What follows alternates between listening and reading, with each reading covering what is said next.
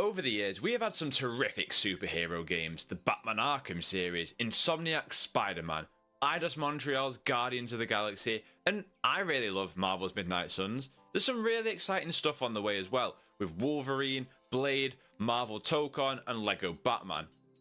But at the same time, it's been a little bit bleak. You see the bloated budget of Marvel's Spider-Man 2, Wonder Woman cancelled, Black Panther cancelled, and I'm looking at you. No, not you the viewer. You, WB Games. And I'm embarrassed for you. Superhero video games have got big both in budget and in scale. Well, I think, and I hope, that Dispatch has just saved us. Because whilst it's amazing to have such a premium Spider-Man title and Iron Man 1 on the way, superhero games are neglecting a very crucial part of the industry: the smaller scale superhero games. I know Marvel is coming with Cosmic Invasion in December, and I love to see that, but I've played Dispatch now, and without doubt, this is one of my favourite superhero games. Some people might not even consider Dispatch as a game since the actual gameplay is on the minimal side, but it doesn't matter because it tells a great story with wonderful looking animation and a cast of compelling characters that I just grew to love. More importantly, when playing Dispatch, I just had a massive smile on my face, whilst DC are over here thinking that if it ain't Batman, it ain't gonna sell. Meanwhile, Dispatch rocks up and they're like, right, our protagonist is named Robert Robertson, and we get out there and we sell 1 million copies in 10 days. I could not be happier to see a level of success for a game like this. If you've been around the channel for a minute, you will know that I've been asking for smaller scale superhero games for a while now. Why can't we get a dispatching game like this but more serious in tone, with dispatching the Justice League from the Watchtower, and maybe they use the DCAU animation teams, a Wonder Woman roguelike, a Cyborg Metroidvania, Justice League Dark but XCOM. All this talk of brand power and the strength of IPs these days doesn't matter. Dispatch has proved that. All we need is good video games with well-told stories, a cast of likable characters, and something that makes the person playing it feel good.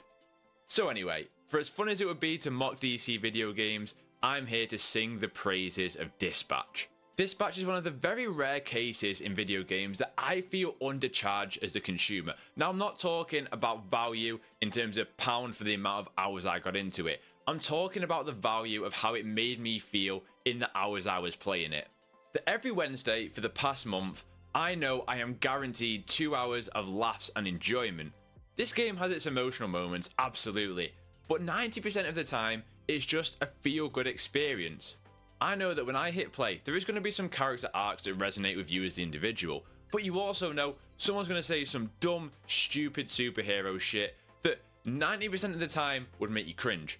But here, it works. It might not always land, but some of the jokes will, and that's what matters. And they do the usual superhero tropes, the usual dick jokes, whatever it might be, but it comes from a cast of characters that make you believe that it fits in that world. And that when you come out of the experience, when you finish your 2 episodes for the week, you're happy. And when I think about myself saying that, I think, yeah, that can come across as a little bit cringy. And this experience isn't going to land for everybody. But for me, it clicked. It worked. What they went for here worked. Really, that brings me to what was my biggest concern going into this game was its cast. It's no slander, but when you see the cast rock up of Aaron Paul, Laura Bailey, Matt Mercer, alongside Moist Critical, Jacksepticeye, Alana Pierce, you're a little bit confused, of course. You think to yourself, can that really work? Like, yes, you have your A-lister voice talent, but then you think, is Aaron Paul just going to rock up to do a video game job and just speak as Aaron Paul? And then you say, well, are these content creators going to mash with professional voice actors? And let me tell you, not only does it work, it's one of the game's biggest strengths. In fact, let me put it another way, in that some of the characters here that are voiced by content creators, I would have loved to have spent more time with them. Malevola, Punch Up, and Golem, I think, are really great characters in this game, yet we just don't get enough screen time with them, or time with them at all. But I know I love the characters in this game, that when the final episode rolls around, you are actively rooting for all of them. Like, not just 1, 2, 3, all of them. You really love them and you understand them as characters. There's no doubt that Dispatch focuses on 4 main characters in this game, in Robert Robertson, Invisigal, Blonde Blazer, and Chase, okay? But there isn't a single character in this game that I actively disliked, or I thought was a waste. every character, even within the Z team, that they get minimal roles and some episodes will focus on more than others, they all felt important to either developing Robert in terms of who he is as a character, developing the other characters out and the back and forth nature of when they're on the missions together, or even the arcs of the other main characters of Invisigal, Blonde Blazer, and Chase and how they impact upon him. One of the main through lines of Dispatch is the romantic situation of Robert Robertson. Do you go down the Invisigal route, Blonde Blazer route, a little bit of both, or neither of them?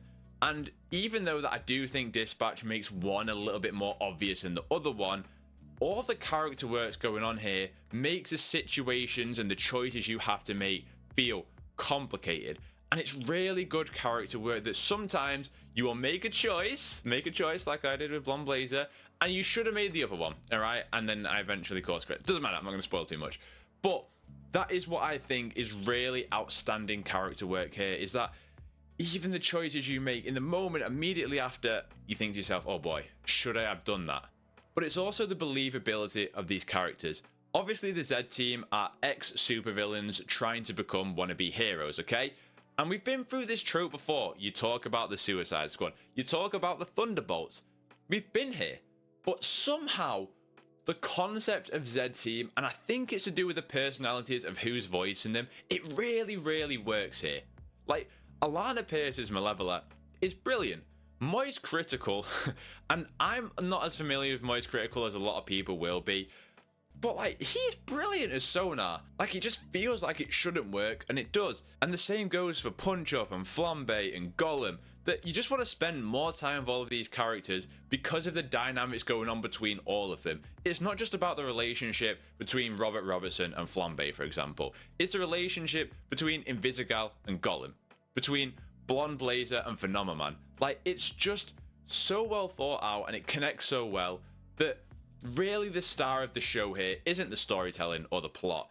It's the spending time with these characters, and it comes back to what I said about the good time of 2 hours. It's like just going and chilling with your mates for 2 hours because they're relatable, even though they're supervillains. If there was a second worry that I would have had going into Dispatch, it was the weekly release model. Traditionally, Telltale games have suffered with long releases between episodes, but even then, a week between every 2 episodes was always running the risk of losing momentum, the experience feeling a little bit fragmented, but in the end, it was a real strength for the game for me. I loved speculating between weeks of what might happen or thinking about the consequences that decisions may lead up to. I think the game can easily just be binged and still be as enjoyable, but I really liked it being like a broken up TV show with that weekly format. Now, one thing that doesn't appeal to everyone about these Telltale-like games is the gameplay. Traditionally, it's been making choices, exploring and walking around areas and interacting with the environment, and then the quick time events of them. The gameplay here is fine. I enjoyed dispatching out heroes, but I thought it was a really smart usage of keeping a player engaged whilst also allowing us to connect more with the characters themselves. I really don't think the dynamics and relationships would have felt as strong if they didn't have these segments of you sending them out on missions and hearing the back and forth dialogue that they got going on there. If you weren't sending them out on missions and hearing the dialogue of them going back and forth whilst they're on them, I don't think it would have worked the same if had they just been in a cutscene. The hacking minigames were alright, they reminded me a lot of the Marvel Spider-Man puzzles. They served the job, I wasn't too into them, they broke things up a little bit. It wasn't really a positive or a negative to me, they were kind of just there. But there was one very cool variation that I loved about the dispatching gameplay, and that was the boss fight at the very end. Like, again, I'm not going to spoil too much here, but the way they changed up the dispatching mechanic so that you had a actual boss fight whilst having to deal with other crimes, I thought was really smart and a good evolution of what they had designed there in terms of the gameplay. If they were to do a Dispatch Season 2, I'd love them to try and get more weird and wacky with the way they did there with the boss fight and incorporate more of those scenarios. But yeah, the boss fight felt very clever to me. In terms of the interactive elements of prior Telltale games, I didn't miss it. I did not miss walking around and clicking on objects and doing investigations. I didn't miss a single bit of that. I always thought that those parts felt like padding to me. That yeah, sometimes it worked because you were investigating a crime scene, or you were trying to pick up the pieces of something that had been left behind. So in those scenarios, sometimes it worked, okay? But here with Dispatch, I think it was a much better choice to leave it out, even if it meant that episode lengths were shorter, because the pacing was so much better for it. By having the set gameplay be the dispatching, I thought was the right choice. It allowed for me a lot better pacing because you could preset the amount of crimes that were going to happen, and there's not too much variation in terms of how that may play out. As a result, it meant that episodes were just much better paced for me. But that's also where I'm a little bit conflicted about Dispatch, because the game's length feels about right, allowing for replayability, but at the same time, I really wanted to spend more time with Punch Up, Golem, Malevola, and definitely incorporate more of Shroud into the story. Whilst I love all these characters, I'm also sad that I didn't get to spend more time with them. Some of my favourite scenes in this game are at the supervillain bar or the house party, where you get to spend time with them all, and I just think we didn't get enough of all of them. But what was really high quality was the animation. It's just superb, man, it really is. I eventually just turned off the interactive mode because I just wanted to appreciate the game's cutscenes and the fights going on. The animation is gorgeous, but it's also down to the expressiveness of the characters themselves. The little slides in the way they emote, whether it's Robert and his slight mannerisms, whether it's Invisigal and feeling like she's let somebody down, whether you're seeing hope creep into someone's eyes or despair into someone else's. All the animation just works so well, and it definitely felt like they saved so much of the budget for that final episode because, to put it bluntly, it was cinema. Like, it was absolute cinema, and I loved being a part of it. I have seen complaints about the game's story and choices not mattering too much, and yeah, I suppose an argument could be made that it doesn't quite feel as impactful as it should have. The number of times it's stated that somebody will remember that, only for it to have minimal consequences. Many times where you think something should have major consequences, and it doesn't. And yes, the story is pretty predictable in most moments, but the point is, it's so well told that the payoffs are there regardless. The character work is just so good that it didn't bother me perhaps as much as it should have. At the same time, a game like this depends so much on how you connect with the characters here, and if you can't make that connection, then I'm not sure just how much you will enjoy it. There's also this notion this game is just a glorified cutscene simulator, and I'm like, well, yeah, that's very reductive, but when did it pitch itself to be anything different? The idea that it may have just been a TV show is just a nonsense concept to me, because when you make the choices, you shape the outcome. By the end, characters decide to embrace their heroism or their villainy, forgive or forget, relationships are decided, and who Robert is by the end of the story is shaped by your choices. You feel actively involved because of the choices you make and how it affects other people. So for the game they set out to make, for me, they accomplish that. Of course, it's disappointing that how you perform in your dispatching role doesn't have major implications, or how many choices you make in this game don't really affect the major through line. But at the same time, there was enough there for me to not only pay off the main story, but to entice me to do some replays. As for Season 2, look, of course I want it, but also the way choices went and how different the outcomes can be definitely makes the proposal of a Season 2 interesting.